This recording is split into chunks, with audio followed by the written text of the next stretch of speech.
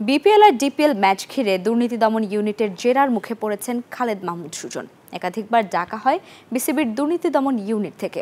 এদিকে তিনি পরিচালক থাকা অবস্থায় কেন ক্রিকেটারদের সুযোগ সুবিধা বাড়েনি জানালেন নিজ মুখে।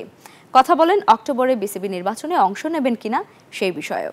নিউজ 24 এর সাথে খোলামেলা কথা বলেন এই সাবেক অধিনায়ক।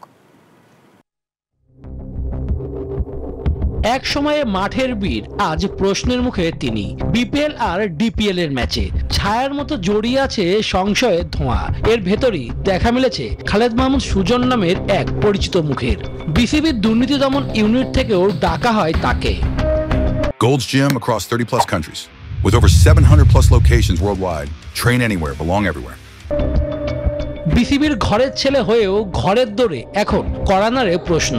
শাইনপুকুর গুলশান ক্লাবের ডিপিএল এর সেই বিতর্কিত ম্যাচ আর বিপিএল এর কিছু সন্দেহজনক দৃশ্য, সব মিলিয়ে উত্তপ্ত দেশের ক্রিকেটের অন্দরমহল। ডিপিএল এ গুলশান ও বিপিএল এ ঢাকার কোচও ছিলেন তিনি। এগুলো তো আসলে খুবই স্পর্শকাতর, এগুলো তো পাবলিকলি বলা যাবে না। অবশ্যই অ্যান্টি করাপশন আমাকে ডেকেছিলেন, কথা হয়েছে, সবই হয়েছে। তো আমি আমার যা বক্তব্য ছেড়ে দিয়েছে। এখন আলোচনা হওয়া কেন হয়েছে না হয়েছে, কেন কাকে ঢাকা জড়ালো, কি করলো, এগুলো আসলে যখন রিপোর্টটা আসবে বিসিবি থেকে তখন এটা মনে ক্লিয়ার হবে।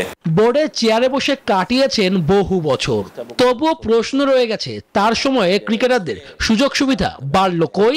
যে আপনি তো ডিরেক্টর ছিলেন, আপনি কি করছেন? It's not easy. যেভাবে মানুষ বলে সেভাবে ইজি না। একটা বোর্ড আছে, পাস করতে হয়, মিটিং হয়, সেখানে প্রেসিডেন্ট আছে। আমি হয়তো 100টা প্রস্তাব উপস্থাপন করতে পারি, সেখান থেকে হয়তো 100টাই রিজেক্ট হতে পারে। তো হোয়াট ক্যান আই ডু? নতুন পথের খোঁজে সুজন এখন দ্বিধায়। অক্টোবরে নির্বাচন করবেন কিনা, তার অবস্থান কি? যেই সংস্থাতে আপনি সম্মান পাবেন না সেখানে আপনি কেন যাবেন? আমি কাজ করে সম্মান পাইনি, কাজ করে আমাকে ভালো কিছু করে আমাকে চলে যেতে হয়েছে।